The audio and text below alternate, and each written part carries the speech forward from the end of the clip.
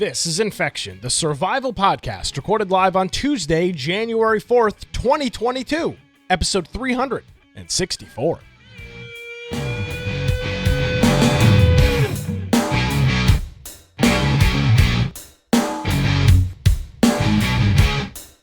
Dingo boom shakalaka. Hello, ladies and gentlemen, boys and girls, and welcome to another edition of Infection, the survival podcast. Infection is your source for the latest information on survival video games. My name is Nick Craig. Happy New Year, and thank you so much for joining us. You can check me out on my website, nickcraig.com. You can download the Wilmington's Morning News podcast each and every day, and hear and deal with my latest political antics. And, of course, you can also visit our website, infectionpodcast.com. Joining us, new year, but still same guy, Brian with an I, Aldridge. Hello, Brian. It's been a year, Brian. How are you? I know, it's been forever. Yeah, I'm doing well. Wow. Oh, wow. That's crazy. It's been quite the year. It hasn't been since last year since we talked. Wow. I know. It's amazing. Well, hey, if you want to find me, at Brian Aldridge on Gab and Parler. Also, my blog, biteoftech.com. But first of all, go to our website, infectionpodcast.com. And if you go to the right-hand side, you'll see where it says, join our server on Discord. And if you do that, we've got a news channel where if there's a topic that you think we should be covering, we look at that before the live show, or maybe there's a workout channel. We have a lot of ARC servers running currently. So a lot of different things you can do in there, and it's totally free. Web-based app, mobile app, desktop app, all kinds of ways to use it. We have a Steam group. Sometimes it gives notifications. Also, our video forms of the podcast. We have Twitch, YouTube, BitChute, and DLive. So if you want to watch during the live show or after the fact, we've got a number of ways to do that through those. Also, our pre and post shows for some of our podcasts. You can see a sample of those on the Extras channel. We have audio-only forms. None of those are live. So if you're trying to listen live, those are only after the fact and uploaded. And you can get that on your favorite podcatcher. And those are at the very lower right-hand side. And then if you are going to listen, I really encourage you just to go to the particular episode that you're listening to and follow along in the show notes. We got a video player in there, an audio player, and then links for every single reference that we use throughout the show. So if there's something that you wanted to see, maybe that we just talked about, just jump to the show notes and you can go check those out. If you want to support us, we got a support option up top, or infectionpodcast.com/support, Prime Gaming subs, Humble Bundle, Amazon links, all kinds of different things, Subscribe Star, a lot of ways you can support the show. So I do want to thank our friend Unicorn Joe and UGX Vibe, both for hitting us up with the resubscriptions here on Twitch. Joe hitting us up with the 47-month resubscription, as well as UGX Vibe, both 47-month tier 1 subscribers on Twitch. Thank you very much, gentlemen. It is greatly appreciated. All right, new year, Brian, 2022. Obviously, I think this kicks off our, I want to say our 7th year. I think we started in 2015, so this will be the start of our 7th year, and we'll have our 7th year anniversary coming up in like probably 6 weeks or something. Who knows? I mean, we're not doing anything for it, but so now that 2021 is kind of behind us, we did our big NFT NFT blockchain gaming show last week. Yeah. There was a lot that happened in 2021 in the gaming sphere, right? Oh, yeah. Well, so some of the things for people that were with us every week, some of the big things we covered, first of all, the Blizzard Activision debacle and just the fallout from that, employees being let go and lawsuits and just a lot of things happening. So for a lot of people, that's really affecting some of the releases of their favorite Blizzard games. So you'll be noticing coming in. I mean, I noticed it last year that the releases and the content coming out of Activision Blizzard, more the Blizzard side, was different than previous years. I think they're definitely feeling something there, and I think they're withholding from releasing things until some of the hype and just the way people are acting calms down. But we'll see coming into this year. Maybe as things die down, there's been a lot of activist groups coming after them. I'd rather just see some legitimate changes be implemented and then the company move on and make better choices from here on out. And I think that's what they're trying to do, but they've got a lot of people trying to create unions and everything else. So that's something I would encourage you, if for the last, I'd say 6 months we've talked about this. We'll have some episodes. If you go check out our YouTube channel, you could collect links and jump to some of those direct topics. Yeah. Of course, another thing that happened this year was the NFT craze, or this past year. We had a lot of talk and we did a full show. So if you want to hear more about that, definitely check out last week's show, right? Yep. It'd be It's last week. called blockchain gaming.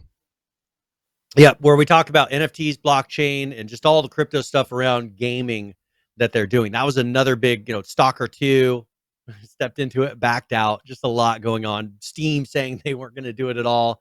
I think this coming year, we're going to have a lot of things around blockchain because either Steam's going to budge or, there's going to be other things have to be figured out for blockchain gaming. Because right now, Steam is the main platform. If Steam doesn't support it, I can't imagine these companies saying, okay, we'll try, maybe later. It's too big of a moneymaker for them. Another one that we saw coming, I mean, we've had predictions and Nick pretty much called it since he interacted with their company, but Google, they shuttered Stadia Games and Entertainment this past year. Finally. And it's just for us, we went to PAX and just were not treated well by them. And it's not like they had a ton going for them. We wanted to ask them very legitimate questions. And I think that they didn't want to be asked very legitimate questions. And they only wanted to bring in certain people that they knew were going to do talk nicely about them. So I had an experience with this, Brian. I was accused recently by an illustrious listener of my program, my morning program, of saying something to the extent of the world doesn't revolve around you. And it was in relation to me complaining about something. And I think we can draw a lot of that to that Stadia thing. Now, let's be perfectly honest. We are not a large media publication. We don't ever promote that we are. We don't ever lie and pretend and say that we have this huge, massive audience that we don't. We just don't do that. We're very upfront with who and what we are. We're a very niche podcast and a niche listener base. Survival video games. It's not the biggest net in the world that we're casting. So, and I was incredibly critical of Google and Stadia and their treatment of us at PAX West 2 years ago. And I think it kind of re-sparked this in my head when somebody accused me and said that, the world doesn't revolve around you. Get off your high horse. It's got nothing to do with a high horse. It's just got the fact of you're a company. I don't care if it's the smallest person in the world, the smallest media group, or the largest. You can still treat them with some sort of respect. And that's what happened with Google. It wasn't, oh no, I'm sorry, we're already booked up. Hold on a second. Let me see if we can squeeze you into our schedule. It was you had to pre-apply to conduct an interview. And I pulled up my email right in front of the guy and said, well, I'm on the press list as I have a press badge, and there is not an email that you guys sent out where I could have done this. So it had nothing to do with them not making time or making room. It was just that the guy was a dick. And that was the start and the finish of it. It's got nothing to do with being rejected or shut down about something. It's got to do with the respect. If somebody's going to tell you, no, we're not going to do interview. This is why I got bitched at for this on my radio show. Somebody told me, no, we don't do interviews. Well, then they did an interview somewhere else. So no, the answer is not that you don't do interviews. It's that you don't want to do a fucking interview with me, which is fine. Just say that. Yeah. That's perfectly fine. But have the decency to respect me. And Stadia failed to do that. They were douchebags about it. Instead of saying, man, we don't have any time, or hey, could you come way late in the day? We would have gone back at freaking 6:00 when we wanted to go out and do other things to get a Stadia interview. The guy made no effort whatsoever. He was a total douchebag, and I'm glad Stadia's failing because of it. So if that makes me if that makes me on my high horse or the world revolving around me, then I'll take it. But it's just a lack of respect. And that's part of the things that we wanted to ask them. Their whole model they were following just didn't seem wise to me. It seems like there's some things they could have definitely done differently. And it would have been their opportunity to say, hey, we've thought about that. And here's why we think what we've chosen is the better option. They didn't give us a single opportunity. And obviously what they chose wasn't the better option because they weren't able to do a single thing with that product up to this point. They still have supposedly something open or whatever, but I don't see them moving forward with that. Another big thing that happened this past year that I think really helped, this is Microsoft, but their acquisition of ZeniMax and just being able to get some huge Bethesda, they've got just some huge names to be able to get some really big titles. this for them has been, I think, the key to growing Game Pass and growing something that they can't lose, because we see with Game Pass things coming and going. I think they wanted to have a set of titles that, first of all, they could guarantee would always be in Game Pass that are hits. And I think that they also wanted to make sure that, it's not going to keep going back and forth. This is something where games are constantly disappearing off the Game Pass because of licenses. This is same thing with something Netflix. that most people, forget. Netflix does it. They do it here. They've done a really good job of just getting some really concrete titles that I think make their Game Pass look really good. And knowing you get those titles day one, and they've taken them away from PlayStation. I wasn't sure at the beginning if they were going to do that, and they pulled the rug and said that a lot of these titles are not going to PlayStation now, and that's going to hurt them pretty badly. Let me be clear on what you said there and what I said in relation to it.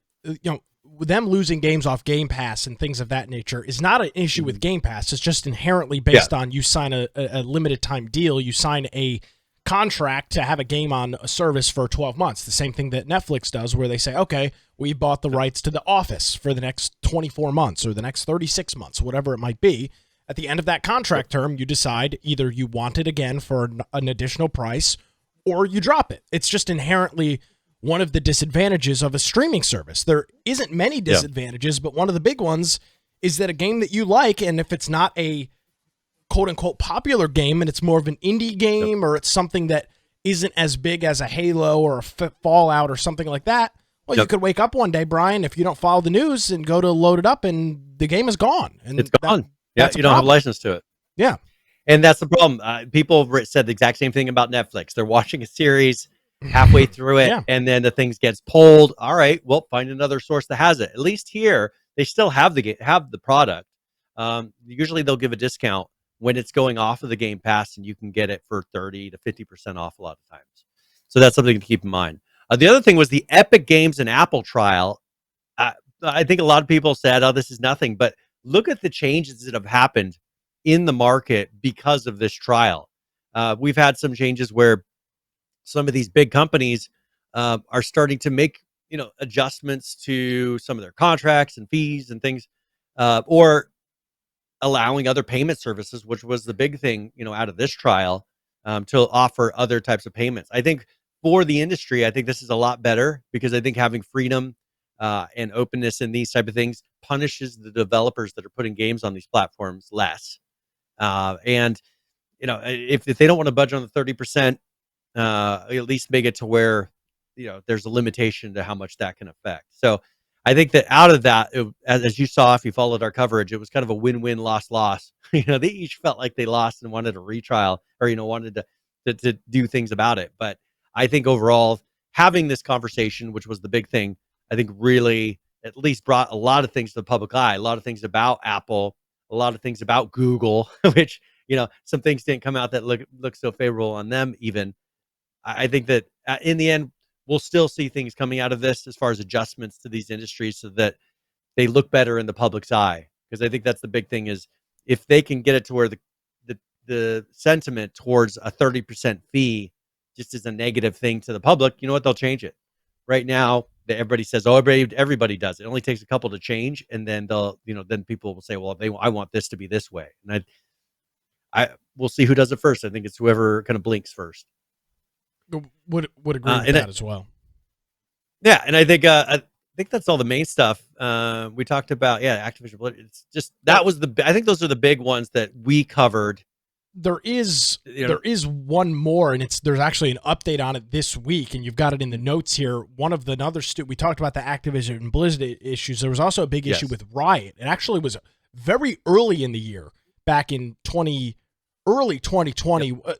This stuff goes back years, but in early 2020, there were a couple of walkouts and things of that nature that took place. So that lawsuit was in 2018 for the original one. For this one, is that the one you're talking about? Yeah. Yeah. So it happened back in 2018, but there were some walkouts at Riot earlier this year, or rather earlier last year.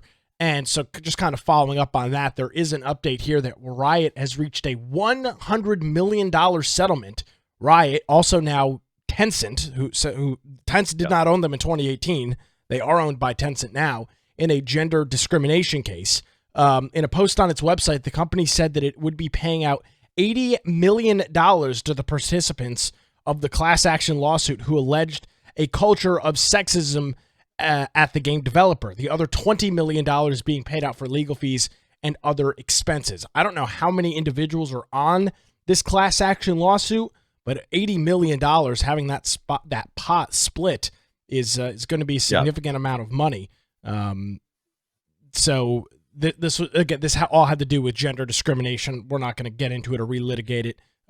They breached a settlement. And then, it's over. $20 million goes to the legal fees. That's not a bad cut. That's actually pretty cheap. 80-20 is pretty good.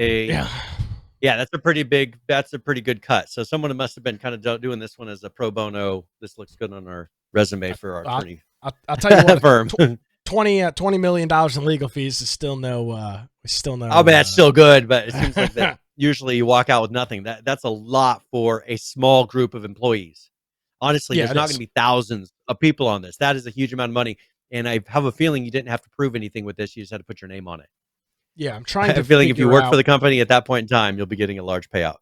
I've looked while we were talking. I've been looking, and I don't see any indication as to how many signed on that lawsuit. I mean, how many could it possibly be? 100 at the most. Yeah, and imagine that. I mean, it's like it's less than just under $1 million each. Yeah, so depending on who's all on this, that will be that. So there's an update on that story from Riot, and presumably those issues will now be under kind of under the blanket now and kind of be done with. Brian, we talk about gaming. 2021, a big year for gaming. 2022, hoping that the supply issues with graphics cards kind of work out. The chip shortage is not only having an impact for PC gamers, but for console players trying to get themselves the newest and latest and greatest systems. So we're not really sure how the year is going to play out, but there's no question about it that PC gaming is continuing its tick and its rise up.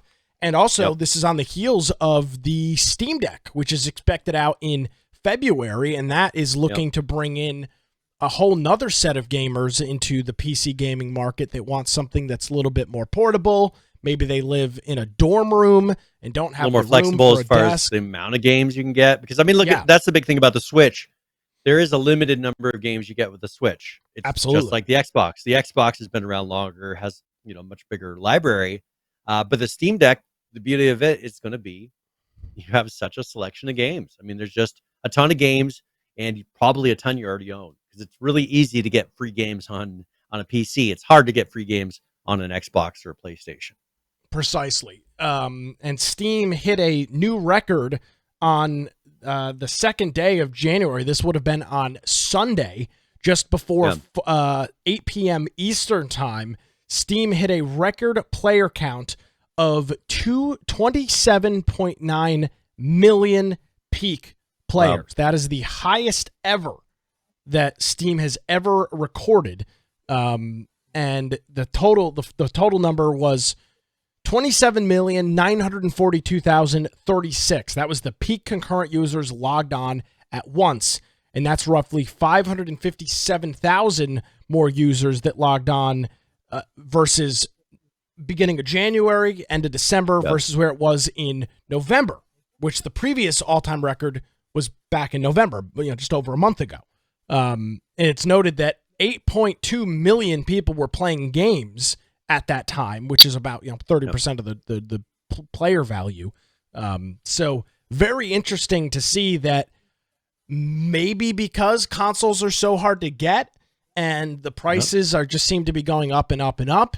And now, obviously, I know that PC hardware is hard to get, but I believe if you're buying a pre-built, those suppliers seem to have no issues getting cards. Yeah, I mean, you can go and buy an MSI pre-built or an Alienware pre-built or even one of these other companies, Origin PC or CyberPower, iBuyPower. They've all got 3000 series cards, and there's been people that have bought those machines and taken the cards out and put them in their own rigs and essentially push those aside. So people are able to get their hands on these, or people are maybe repurposing old hardware. I know that Linus Tech Tips has done a whole bunch of videos over the past year or so about using, not new hardware and repurposing it in some relatively inexpensive things, $400, $500, $600 to get in on PC gaming. And there's no question about it. It's obviously having an impact. Brian, nearly 28 million concurrent players on Steam. That's a hard number to beat. Well, and that's the thing is Steam for some reason just keeps growing, and as you said, I think it has a lot to do with the consoles.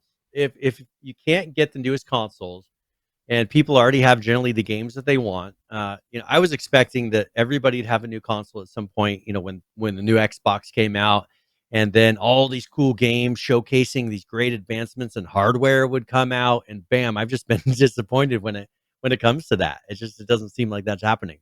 But I think with PC gaming, the thing we've always said is the graphics are always been better. I think people are starting to discover that you can make things look better, and there's a ton of games you can't get on consoles. Well, and not even that, Brian. You look at any game that is coming out right now, it is also coming out in the last generation. So there is really no reason at all to buy a new console. A bunch of my buddies still play on Xbox and PlayStation.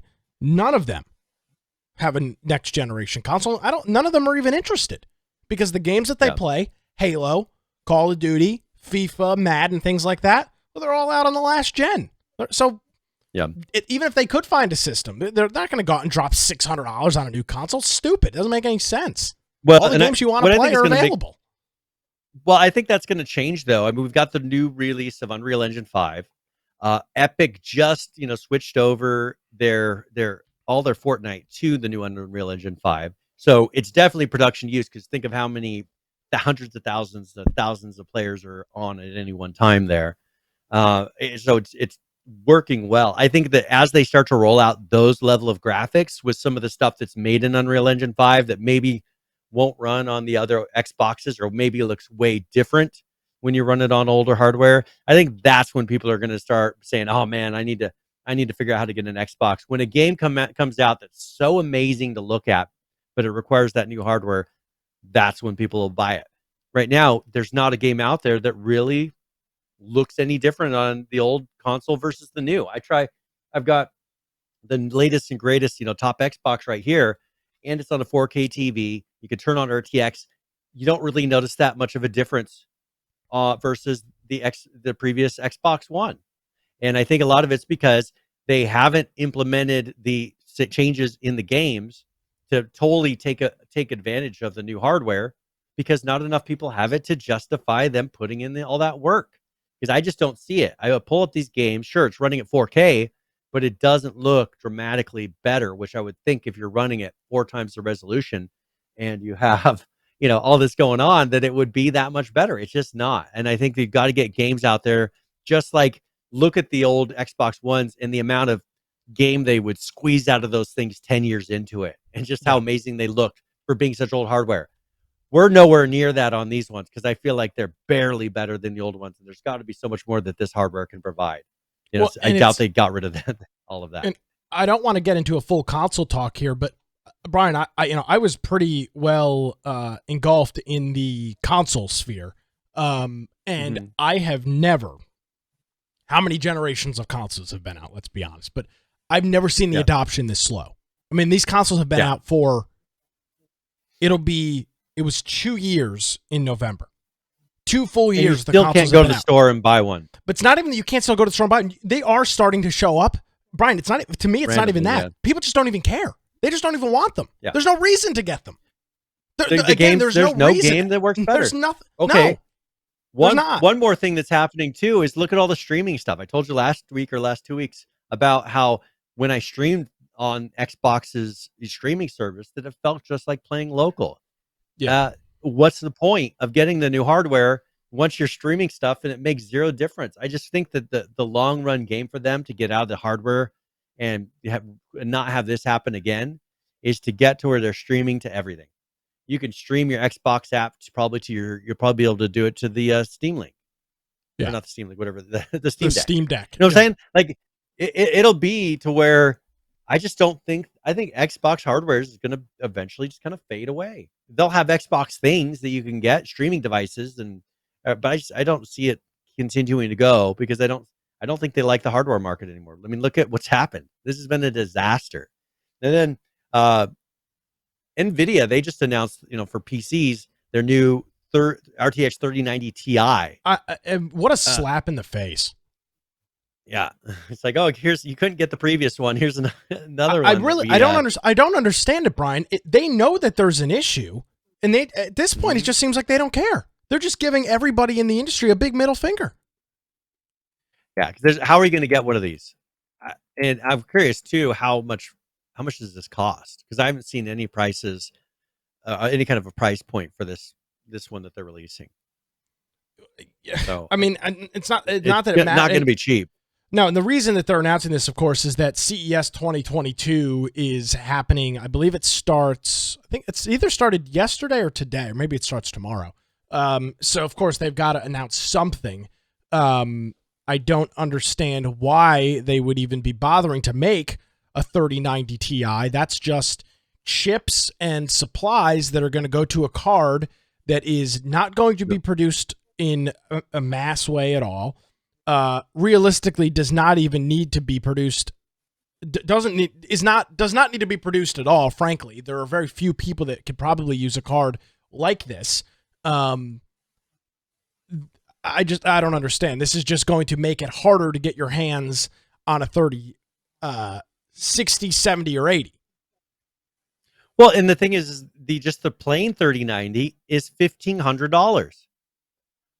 How much is this one going to be? The Ti. When you're approaching $2,000 for just the video card, I mean that. I don't know, and if you're doing certain types of development and things, I can see where that makes sense because you need to run things much better. But what game requires this currently? Well, it's not even what game. Close? It's just the fact but the games aren't advancing fast enough to even. The games are at a standstill because. Like people aren't advancing the game because there's no hardware to push them currently. But that was going to be able to afford this. That was my point. Is that the 3090, the 3090 as itself is not being widely adopted because it's expensive and it's not necessary. So when they make the 3090 Ti, it's using a lot of the same materials that a 3060, 3070, and 3080 are using. It's just.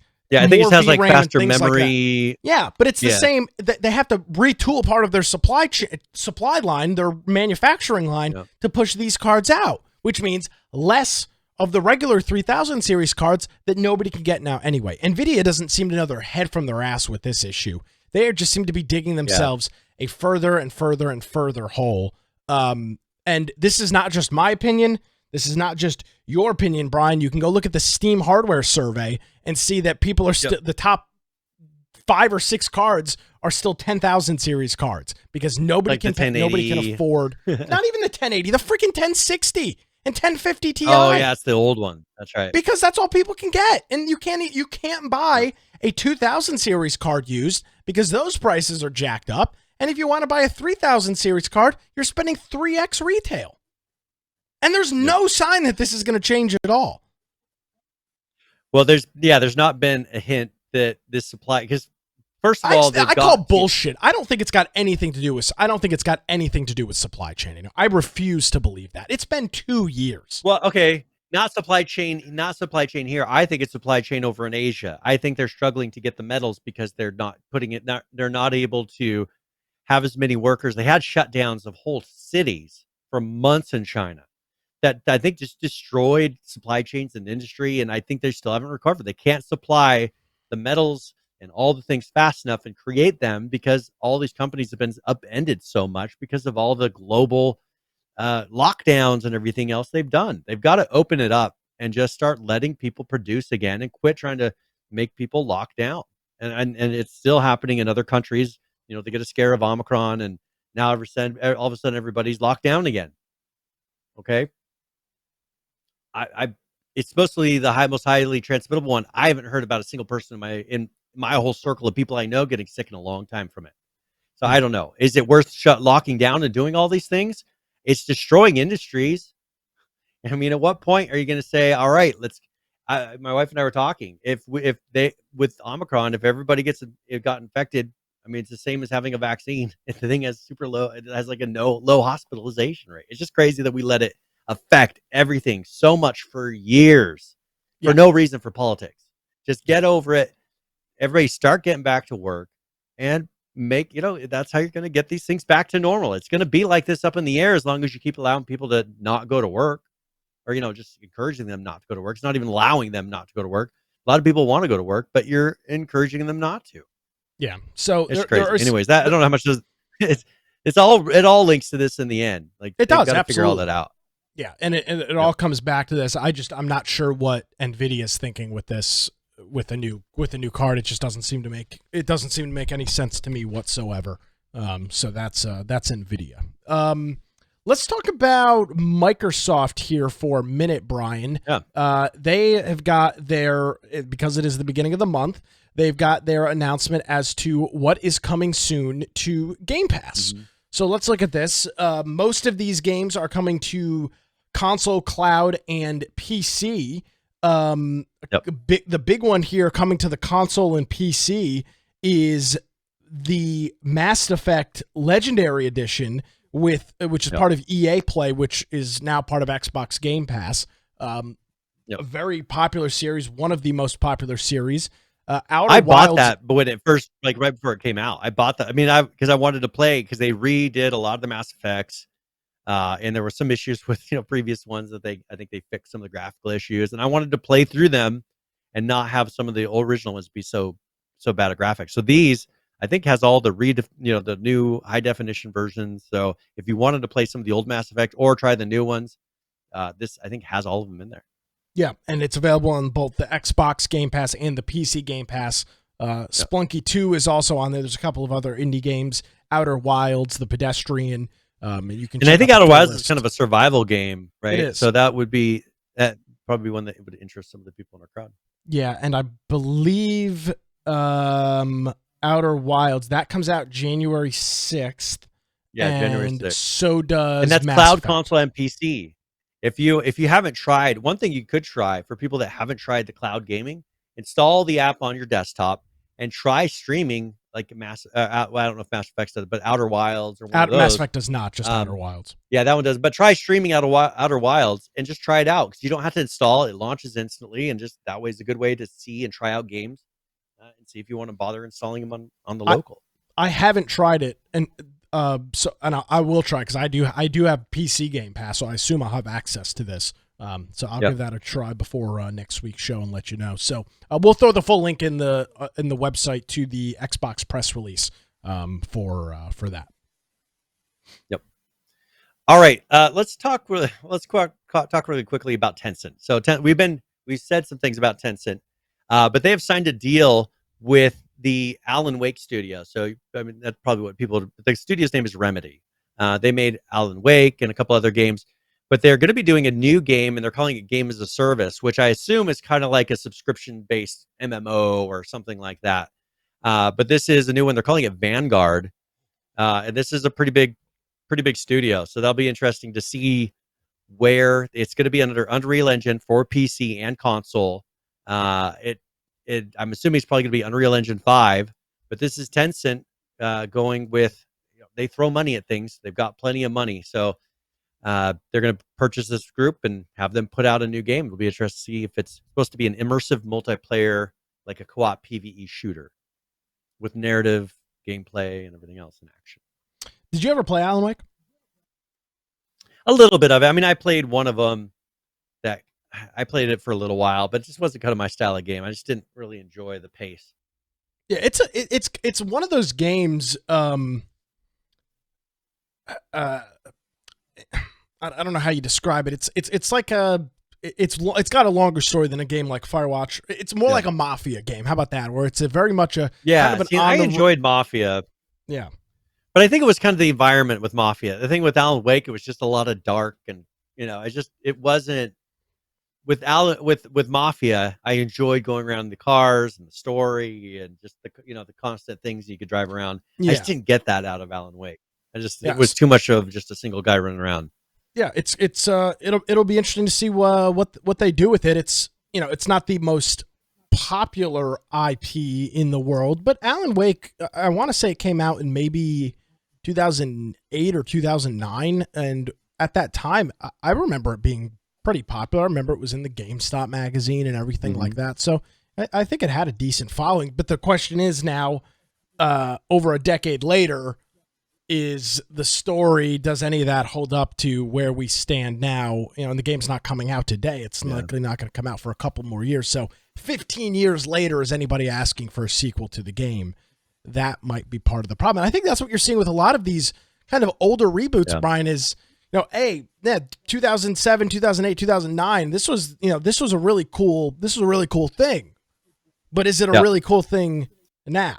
And is the industry looking for a game like that 15 years later? You know, there are a few games that can do that. Red Dead Redemption is one of them that can do that. It doesn't matter what they do.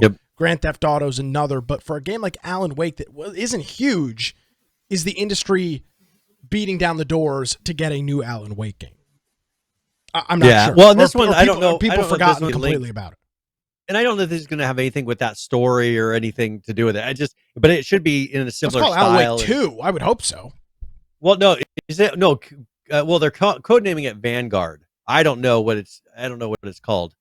But we'll see. So, hopefully, I just get nervous about Tencent buying all these studios. Hopefully, it'll be something that comes out and is good, and it's not just a big pile of junk. They seem to toss money at these places and just say make something. Don't worry about the budget so much, which makes some pretty cool games. It just at some point, that's not profitable, and it makes you wonder what their motives are. I found a piece of information that I kept thinking that maybe a Bully 2 was going to come out. Supposedly with Rockstar and XDev said that they canned it in 2009. Because I know we had said a couple weeks ago there was rumors that they're going to be doing a new Bully it was remake. It was part of that big gaming leak, wasn't it? Like the Nvidia driver got leaked or something and had all these the GeForce Now or whatever it was. Yeah, that leak. Supposedly there's not going to be a new Bully. I enjoyed playing the first one, but that looks like it's off the table. That was a fun game. Yeah, I think I enjoyed it. All right, let's jump to. We've got a decent amount of time. Let's talk about Daybreak for a minute. Kind of our roots that started us out. A couple changes. First of all, EverQuest is looking at making a 64-bit client. Now, you would hope they would, because they're going to be pretty disappointed when they can't run their client anymore. And Windows 11? Do they allow 32-bit versions of Windows 11? I think they still do. I think it's the Mac OS X. I don't think will allow 32-bit programs anymore. So I'm sure they're going to continue offering this 32-bit emulation, but it's time for them, especially with systems that have tons of memory. But they're going to be putting out a 64-bit client, and also they're going to be merging some servers. And I'm assuming that may be an indication of player numbers. Finally, are they getting to a point where there's just not as many people playing EverQuest? Thing's been out for 20-something years now, and it's still going for them. But they've been putting out a DLC every single year. So let's see if that continues, or if this is a sign of finally they're going to start rolling that thing back. And PlanetSide 2, they're going to be adding a new continent, and it's the first one in 7 years. So there's still people playing that game. They're still moving forward with it. And we do have a video. I don't know if you want to kind of show. I made this last time. A couple weeks ago we added this in here, but I think it shows some of the new content. Let's just play. They're talking, and this is from one of their streams where they're showing it off. Yeah, what we're working on. One of the things that we're working on. One of the many things that we're working on is a new continent for PlanetSide 2. And this is the continent of Osher. It's actually more like... Well, this takes me all the way back to H1Z1, the setup of the live stream. I know. The way that the God mode and flying works.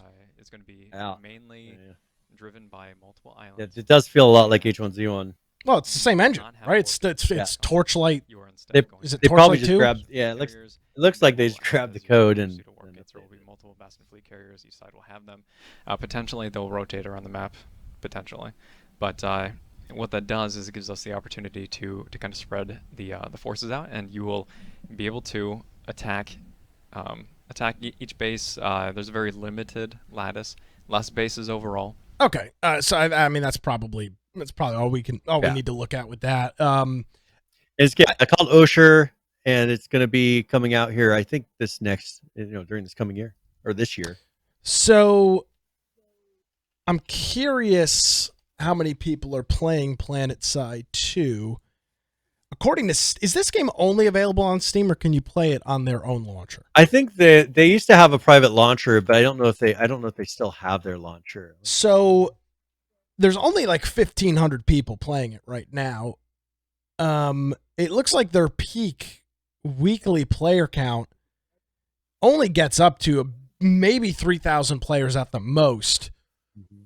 How can that possibly justify a whole new continent? Unless maybe it doesn't need to be played through its launcher, because I just don't remember. They had a launcher at one point. Then I thought they got rid of it. I don't know if they still have their own launcher, because if they still have their own launcher, then these numbers could be vastly inaccurate. I just don't know what the current deal is with them. Yeah, I was trying to find anything that talked about it, and I don't see what outside of Steam what their player numbers are. Yeah. But that's the thing with them. It's how much, I guess, the dedicated players, how much are they putting out per person? There's got to be money that they're receiving from this somehow. We're free players. We jump in there and just kind of run around, do things, but there are things you can purchase.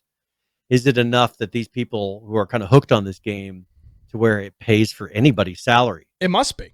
It doesn't seem like it would. But it has to. I mean, there's no way they'd continue to do it, because this is its own company. Now, this is Rogue Planet Games. All they do is make PlanetSide. And I would assume that they've got their finances set up in a way in which it is only PlanetSide. So if PlanetSide is losing their ass, there's not another game. Like, for example, because it's not all under Daybreak anymore, a game like EverQuest can't subsidize it. I believe that was part of the goal of essentially splitting all of these games up under their own companies. A failure of one game, couldn't affect the other one so much. Yeah, exactly. Because that's what we're running into. I mean, you'd have H1Z1 fail, and then that could affect PlanetSide, or you have whatever ones they were working on fail, and takes down the one game that was actually making money. And their business model, I don't know how much longer it can go. I just don't see any of their games growing, and it's nothing but a dwindling market unless they make changes. PHVCK just posted a link in here of the PlanetSide 2 population, and it is essentially the same number that Steam has. Is it the Steam ones? I mean, it's not. It's 3,000 to 4,000 players peak, which is exactly what Steam is showing. So everybody that's they must have gotten rid of their launcher. Well, no, I think they still use their launcher, but I think everybody that's playing it is probably just using Steam to play it. Because if it's just an easier way to catalog the game. I don't know how a game with a peak player count of 4,000 can justify a brand new map. Yeah, I don't know. And who knows? They probably have one person kind of working on it over time. Well, they have 3 guys sitting on the live stream right there. Yeah. I mean, they got people It's just crazy. Yeah, PH says their launcher still exists, so they still must have some way of getting in there and playing. I just don't get it. I mean, looking at the average players, December, the average player count was 1,979. In November, it was 1,859. In October, it was 2,056. In September, it was 1,957. This is not that many players. Yeah. But the thing is, at some point, are they going to accept that and make changes? Daybreak hasn't been good at that. They had no problem getting rid of H1Z1, but their older games, it seems like they really hold on to those. I mean, their So Tech map has 8 people playing on it right now. That's great. The whole map, the population. Hey. It's a whole world battle that's going on, and there's 8 people playing on it. Well, that's Daybreak for you. I mean, that's kind of what we've come to know from them. I just don't see. Yes. I don't see that really changing anytime soon. Hey, let's. Do you want to show some games that are going to be? Well, first of all, updates to games that are going to be coming out. We got Dead by Daylight, and we got Borderlands, a thing that's free that people can try. First of all, Dead by Daylight, they have a new chapter that's coming to the Epic Game Store, and it's called Portrait of a Murder. Is it an exclusive? I think so. I think it is an exclusive. Very interesting. Check, but it said it was coming to the Epic Game Store, and Dead by Daylight. Dead by Daylight. I think it's free on the App Store sometime this week. November, or no, it was free. Sorry, it was free early this week. So a lot of people got it for free on the Epic Game Store, and now they're having a new DLC for it. So do you want to play the video for that, and we can see what the Portrait of a Murder it looks like? Yeah, let's do that. Okay.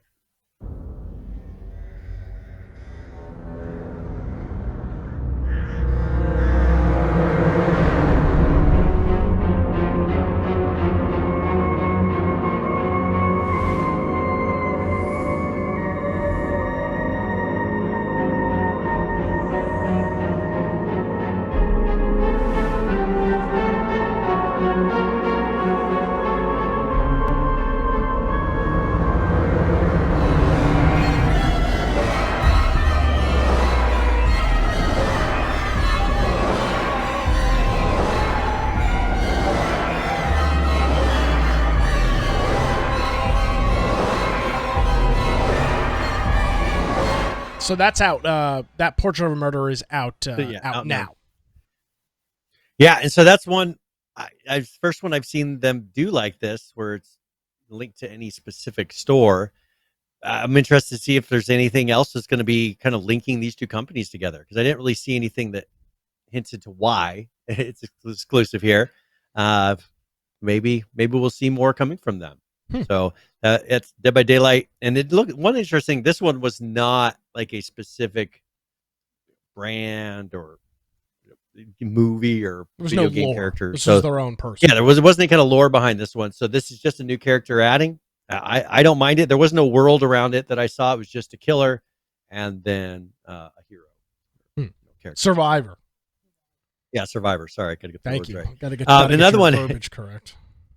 Another one that came out here at the end of the year was Borderlands, that was a DLC and became a standalone game, and this is on the Epic Games Store as well for free. Can you explain that? And so it's Tiny Tina's DLC. Actually, let's play the video because it'll show some of what it looks like. But this is an Assault on Dragon Keep, is kind of the style of it. So they had this as a DLC. You could go in the game, you went to that place, and then you could play through this. They pulled out this part of it and made it a standalone game so you could experience it without the actual Borderlands 2 game. It's pretty interesting. Let's take a look. This is our most desperate hour. Unless we make a stand here and now, we're gonna die. Roll for initiative, suckers! Woo! Fantasy! Wow! The queen is missing. She went to the forest to bring the light back to the world. I, Roland W., a knight of justice and cupcakes and stuff. In that case, you gotta prove your badassitude because reasons! So, you made it at last. Well, you're a bit too late to save your precious little queen, but hey, at least you get to die in unimaginable freaking pain. You shall not! Welcome, fine ladies, to your first session of Bunkers and Badasses! The power of fantasy. Huh. So there you go. And it's a standalone game. You can play through it. It's multiplayer, so if you want to play co-op with other people. If you've never played the other Borderland games, this is a really good, easy, free way to kind of experience one and see if you enjoy that style, because it is kind of a unique style of game. It was one of the first kind of looters like that I ever really played, where it's just like you got gun after gun after gun after gun, and then you had to figure out like what was actually decent. It is a very addictive, fun type of game to play, and this was a very popular DLC. So you pretty much get the whole experience, and you can do it free, and you can actually play with some of your friends. So that's a pretty cool deal. I don't know if it's testing out maybe some of the multiplayer functionality of the Epic Game Store or something. I mean, there could be something they're doing in the background with this, but it is free, and it looks like a really fun game. I haven't played through this one, but it's I assume it's on. I would prefer PC because I've played the Borderlands games on console and PC. I definitely prefer PC because it's so difficult with the controller to really play that game, just because of how the shooting works and everything. So Gotcha. All right. Let's see if there's anything else that we wanted to cover before we headed out of here. We still got about first of all, Ubisoft. Yeah, so we got Ubisoft here really quick. Sure. The GDPR, for people in the United States, you may not realize what this is, but it has to do with privacy in the UK and in Europe. And the policies may make it so that Ubisoft can delete accounts if they're inactive for 6 months. And so this is a problem because they're not allowed to do certain things under these new regulations. And you see when you go to European websites, how they want you to accept certain things saying, you won't collect this amount, or can we collect whatever. Now, because of GDPR, they may have an issue with being able to save your old accounts because you haven't accepted, some of these old accounts haven't accepted any of the new disclaimers and everything else. So they can only hold some of these things for a certain period of time. Well, this is creating a mess for companies that operate in the U. They don't even have to be based in the UK. They just have to operate something in the UK. Operate in the UK, which most of these companies do. And it's been a mess for a while now. Some of the regulations and rules with GDPR are just nonsense, and it puts a lot of restrictions on companies. And in the case of Ubisoft, they're instead of dealing with it, they're just going to say, okay, well, if your account's over 6 months inactive, we're just going to delete it because it's not worth us to have to go through the bullshit of holding on to it.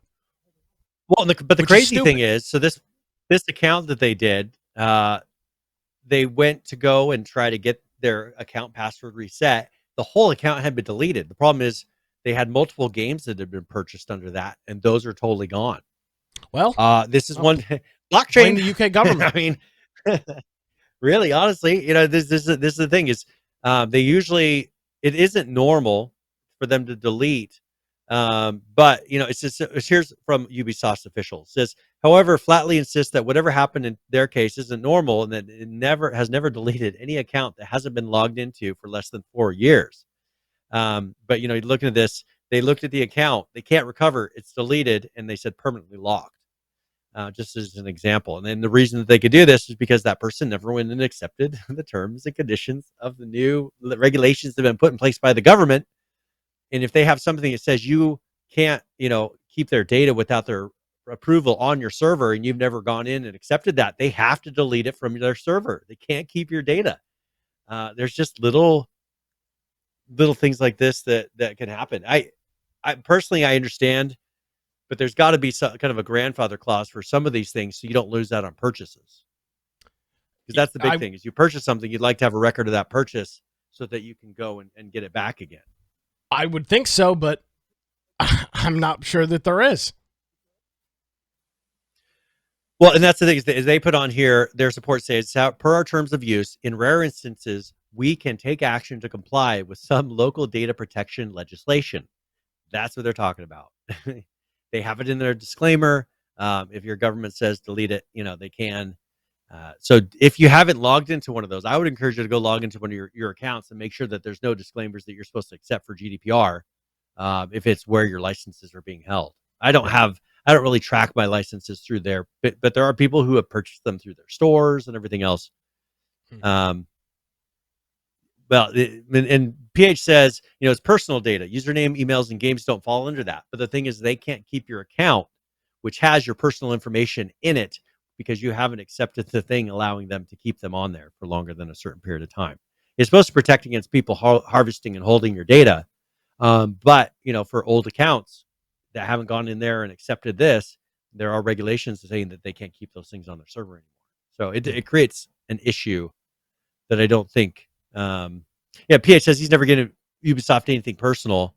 You've given them your name and email address. Email address. And certain things that in there that for some reason, now I bet you they could, if they really wanted to, could work around this and maybe retain some sort of a record, based on a hash of an email or something to get around these regulations. But so far, and PH says email, so they can keep their email there, but it must be their birth date or whatever that they are collecting along with it. They can't keep, and it doesn't matter what it is. That's why I'm surprised they just didn't prune. They're canceling accounts because it seems like you just get rid of the information that you need permission to have or lock it or whatever, get rid of that, but keep the personal purchase information linked to their email account. But they failed. And it could have been there initially when they started making changes to this, they messed up and didn't do it exactly right. And now they've undone that.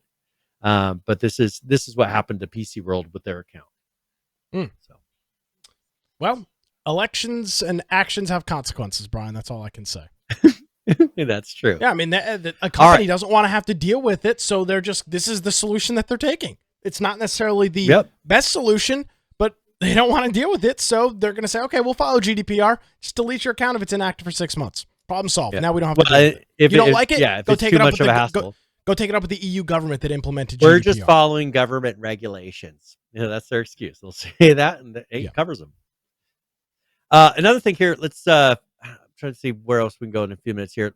So TikTok is going to be releasing a streaming app that's supposed to compete with Twitch here. Wait. Hold on a second. you're talking about live streaming versus like what they can. I don't even know. I've never Yes. used TikTok. I'm a kind of a boomer. I mean, I've not streamed anything off of TikTok, but pretty much you can have short little videos, Yes. that are little phone apps, and you can play some on a computer as well, but they're kind of like Twitch videos. They're just little clips. Or not Twitch videos, but like Twitter, like something you'd upload to Twitter, just a little video. They're the But they're equivalent looking to go through live video. equivalent of what Vine used to be. Yeah, kind of like that. So on here, they're going to be going with some sort of a live studio. So they have it called TikTok Live Studio, and it allows you to stream applications, games, things like that. Not something that I really saw, but if they've got one thing that TikTok has a lot of is young people using it. That's where the young people are. Young people aren't on Facebook. Why do you think Facebook gaming has been struggling so much? Damn, really get noticed. Quality is nuts. 8,000 kilobits, 256K audio. Almost a 9 megabit stream at 10, which I guess at 1080p at 60 FPS makes sense. But damn, that is. And they're using the 265 encoder. Yeah. So I mean, it's pretty efficient. Now, who's using this? What kind of people? Who's going to be streaming to this? I'm assuming it's going to be a lot of the main streamers. 12-year-old girls using phones. They're going to use their They're going to use their powerful PCs with their 10 megabit uploads to do their streaming. This is the thing here. I just don't know what the audience. I haven't seen, because I don't think most of this audience has computers. These are phone users. At least with Twitch, it was a lot of people on computers going to watch other people's on computers, so it made it really easy to get an audience that could stream, because they already had all most of the hardware to do it. When you're dealing with phone, it's going to be people streaming maybe a lot of phone games or streaming things out with a camera.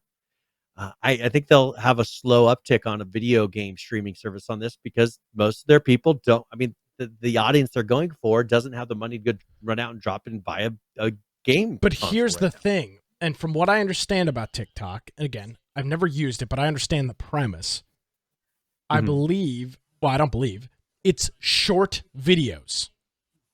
Video game streaming. I don't think this one's is going to be not on that. short. Yeah. Is not short videos, right? I mean, you're the whole thing with the attention span of TikTok is what you do with Twitter and Facebook. You just scroll and scroll and scroll and scroll. Video game streaming, that's long form content. You can't just pop into a video game stream for 15 seconds and have any idea what's going on at all. You will have no idea what's going on. And it's a totally different. And one thing they will have on this is they have the mobile capture. They have video capture. You could put images up there. So people will be able to stream playing games on a phone and things. I think that'll kind of get them started. But is that really exciting? I don't think they'll pull in the same as what you get on Twitch here when people are. It's just going to be a very different experience, and maybe it'll be a different experience that's positive, and it'll have kind of another thing that comes out of it. But I don't think they're going to pull the video game market, or at least the desktop and console video game market, because I just don't think this is the audience that's going to bring that content.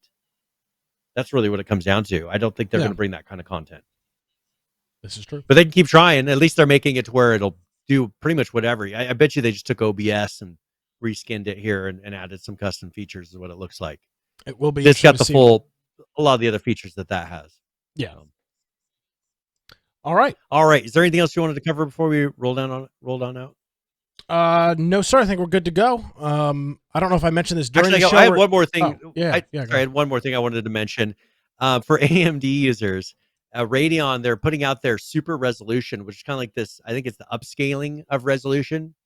So they're going to be doing some more upscaling. So if you have, I didn't see any indication of this coming, but I think if you have an AMD card, maybe check for driver updates and things like that. See if your card does qualify for this, but they're doing some sort of an upscaling and maybe you have a 4K monitor or something, and you can have it upscale some of your graphics. Okay. But that's something that came out today. I have an Nvidia card. I don't know if anybody. But this one is called Radeon Super Resolutions, or RSR is what they're calling it. I don't know many people that are using the new AMD cards. They seem to kind of been kind of a flop. Yeah, and a lot of things support. I think RTX is going to be a big issue because RTX, there's certain ones that work on certain cards, they've got to come up with a standard because, they're trying to push all these cool new graphics features, but they've got to come up with a standard that works, to where the places making these games only have to come up with one solution. It's not going to work. You're going to have one card that has something and another card that doesn't. I think it's kind of a weird where AMD, because they're not as popular, are getting left out on some of these things. Games aren't being optimized for them as much. But hey, they're the only ones who can change that. And maybe things like this are kind of their plan for starting to offer, especially when you can't get a super crazy video card, get one that upscales to 4K.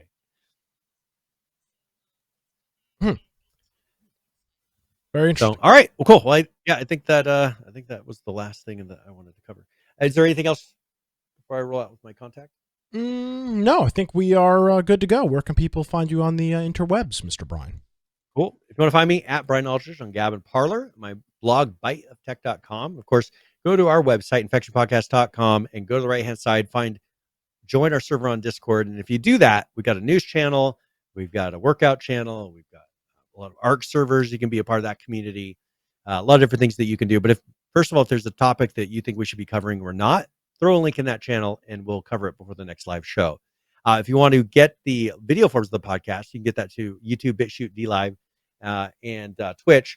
And if you want to listen, you can go to the lower right-hand side and you can see all the audio forms of the podcast for whatever kind of player you want to use. That's really helpful. Those are not live, but they are uploaded after the live show. If you're going to be listening, just go to the particular show that you want to listen to. And we've got a video and audio player in there. Got links for every topic that we've discussed. And you can go and watch videos or see documents that we're referring to while you're listening.